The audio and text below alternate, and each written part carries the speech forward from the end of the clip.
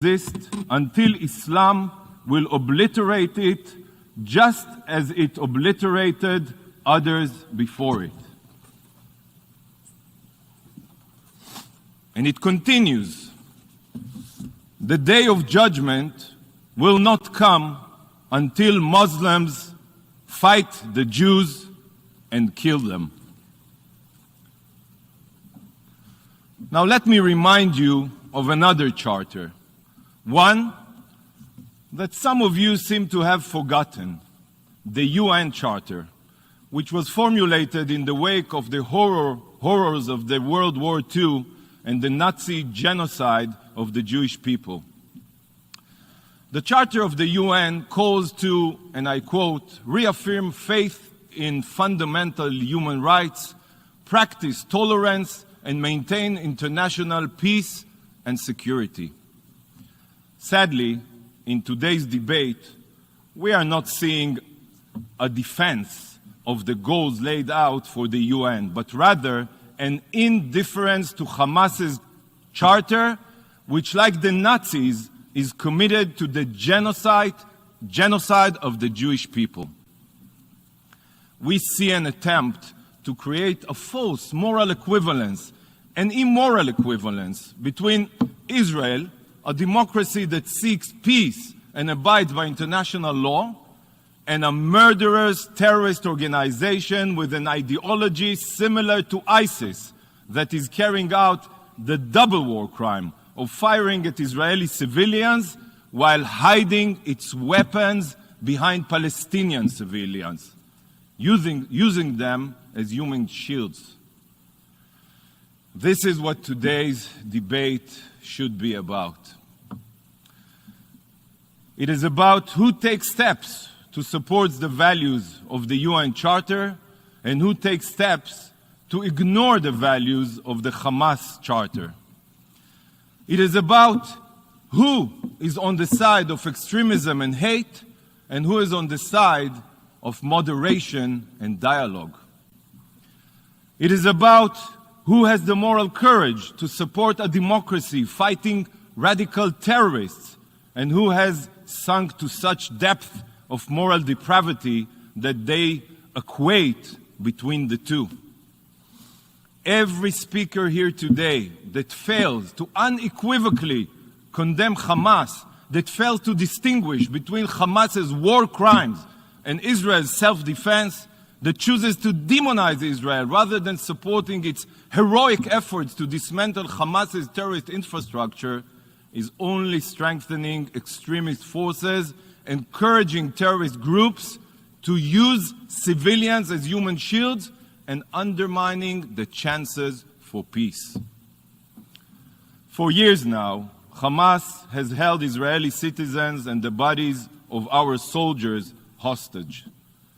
It is outrageous that you not only fail to call Hamas a terror organization, but you also refuse to demand that our sons are returned to their families. Mr. President, it is really quite remarkable. You know, usually, as we all here know, the UN works slowly, very, very slowly. It took the General Assembly a few months to convene a discussion on the fight against COVID-19, from which millions around the world have died. But when it comes to holding a debate to pressure Israel and give a terrorist organization a free pass, you were able to convene after only 11 days. What a disgrace. Is this what the UN was established for? Are those your priorities? These debates in the General Assembly are always characterized by deception and lies. So let me share some simple but critical truths. Hamas targets civilians. Israel targets terrorists. Israel makes every effort to avoid civilian casualties. Hamas makes every effort to increase civilian casualties, Israelis and Palestinians, by the way. Israel uses its missiles to protect its children. Hamas uses its children to protect its missiles. Hamas's rockets are indiscriminate by design. They have struck Jewish towns, Arab cities, and Bedouin villages. They have killed Jewish and Muslim Israelis. They have killed not just Israelis, but Indian and Thai citizens. And they have killed numerous innocent Gazan children and destroyed Gazan homes. Mr. President, are you aware that out of every 100 rockets fired by Hamas at Israel, approximately 25 fall on Gaza, spreading death and destruction among Hamas's own people? So while Hamas rockets are indiscriminate, Israel's strikes are precise, surgical. We go above and beyond the demands of international law. How many militaries warn civilians with phone calls and text messages to evacuate buildings hiding terror centers in order to avoid collateral damage? Yet, despite our greatest efforts, Hamas's cynical ploy of building a subterranean terror metro beneath schools, maternity wards, and mosques in order to cause the death of civilians, sadly, works.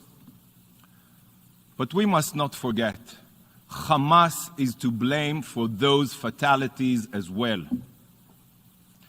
As an Israeli and as a Jew, I am deeply, deeply pained by every civilian casualty.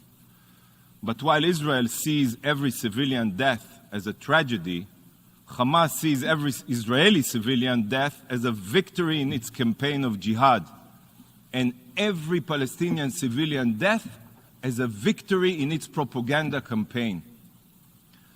I have heard voices in this hall accusing Israel of a disproportionate response based on the different number of Israeli and Palestinian casualties. Well, if the UN General Assembly had existed during the Nazi regime, would it have held a special session to condemn the Allies for their disproportionate response and the large number of German casualties? Would it have urged them to show restraint in the face of Hitler, the Nazi army, and their supporters? I don't think so. Did the General Assembly hold an emergency debate to condemn coalition forces for acting disproportionately in their fight against ISIS?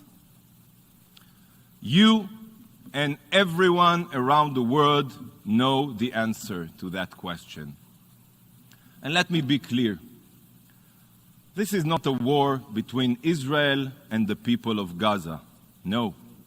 This is not a war between Israel and the Palestinians. This is a war only between Israel and Hamas. We will never apologize for defending our citizens, even if some of the countries here might be happy to see a greater number of dead Jews. Mr. President, these are the facts. And here is one more critical fact that you should take into account as you choose which side of history you will be on today. The massive, unprovoked Hamas assault had nothing to do with the legal dispute in Sheikh Jarrah or the situation in the Al-Aqsa Mosque. Nothing. In fact, during this Ramadan and throughout the year, like every year, hundreds of thousands of Muslims prayed peacefully at Al-Aqsa Mosque. Israel's police were forced to enter the Temple Mount only after Hamas encouraged Palestinian extremists to store weapons at the holy site and to desecrate its sanctity by turning it into a launching pad for attacks on Jewish worshippers and on the police. Look at this photograph.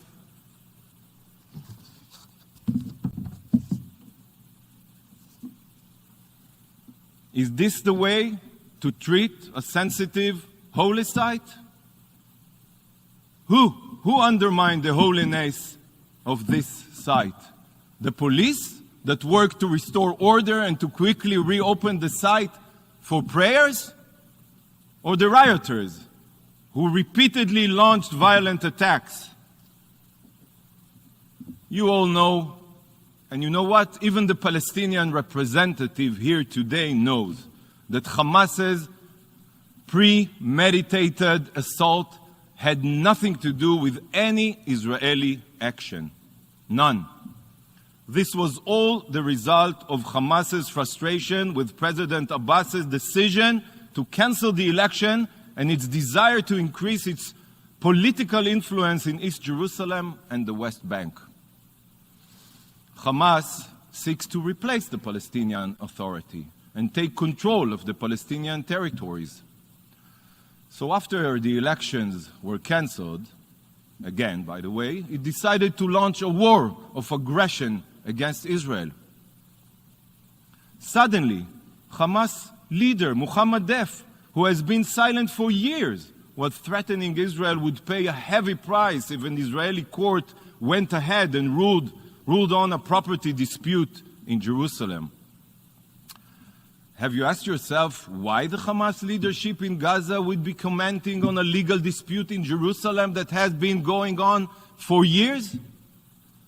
This was all a part of Hamas's strategy to gain political power.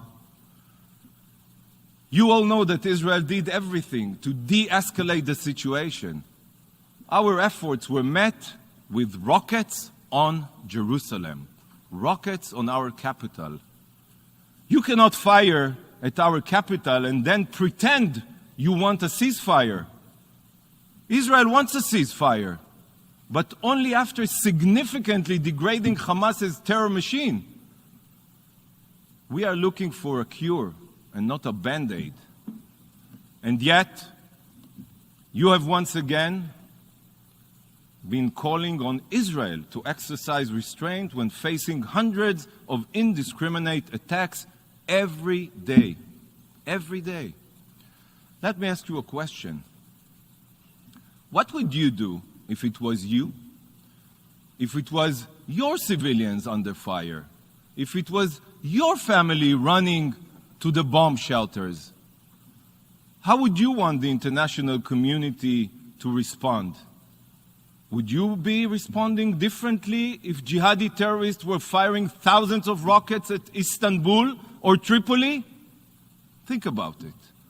Would you be calling on both sides to show restraint if rockets were destroying homes in Copenhagen and Paris? I don't think so. The hypocrisy in this institution knows no boundaries. I will tell you what you wouldn't do. You wouldn't accept attempts by the General Assembly to make the immoral comparison between a state which sanctifies life and a terrorist group which glorifies death. Despite the hypocrisy in institutional bias here at the UN and the acquiescence of Hamas's actions, an organization which, may I remind you, celebrated the terror attacks of 9/11 and mourned the death of bin Laden, the State of Israel will take all steps necessary to protect its civilians, while making every effort to avoid harming Palestinian civilians. I thank all the countries that have expressed their support for Israel's right to self-defense. First and foremost, President Biden and the American administration. Mr. President, just as Israel will always defend our civilians against terror, we will always work to advance peace. Just this year, we signed 4 peace agreements with Muslim countries, and we are so proud of it. We made painful concessions for peace with Egypt and Jordan, and 6 Israeli prime ministers were ready to make painful concessions in the past to reach peace with our Palestinian neighbors. In 2005, we uprooted and removed every Jewish home in the Gaza Strip because some thought that it would bring calm. Instead, ever since Hamas seized power over the Gaza Strip, we have experienced unending terror. In 2007, when Hamas violently took control over the Gaza Strip, its militants threw their Palestinian brothers, Fatah members, off rooftops and cheered as the bodies fell. I hope today that you do not choose to throw the chances for peace from the rooftop and pat yourself on the back as extremism triumphs. Hamas doesn't accept Israel's right to exist. It refuses to renounce violence and refuses to acknowledge past agreements. Those are the quartet's 3 principles. There should be no mistake. If this institution strengthens Hamas, it will make the possibility of Hamas replacing the Palestinian Authority much more likely and eliminate the chance of future dialogue between Israelis and Palestinians. There is nothing to discuss with a terror organization committed to your annihilation. Nothing. So don't say we didn't warn you. Mr. President, the demonization of Israel in the international arena, spurred by members of this assembly, such as Turkey, who are using anti-Semitic tropes, is encouraging sickening anti-Semitic attacks all around the world. The Turkish leadership is in no position to preach to Israel, by the way, or anyone else, about human rights or the military harming innocent civilians. The State of Israel will never stay silent in the face of such anti-Semitic attacks. Never has there been a clearer example of the fact that anti-Zionism is anti-Semitism. So today, we call on all governments to take swift and effective action to protect their Jewish communities, apprehend the perpetrators, and ensure that Jewish citizens everywhere can live proud and open Jewish lives.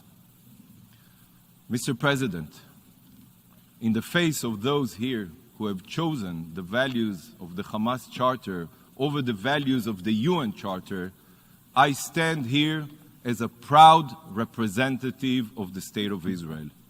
The state founded upon the 4,000-year-old connection between the land of Israel and the Jewish people. The state which rose from the ashes of the Holocaust to ensure that the Jewish people will never be defenseless. I stand here and declare, never again. The State of Israel will always do whatever is necessary to defend our people, and we will do so while continuing to protect human lives and aspiring to peace with all of our neighbors.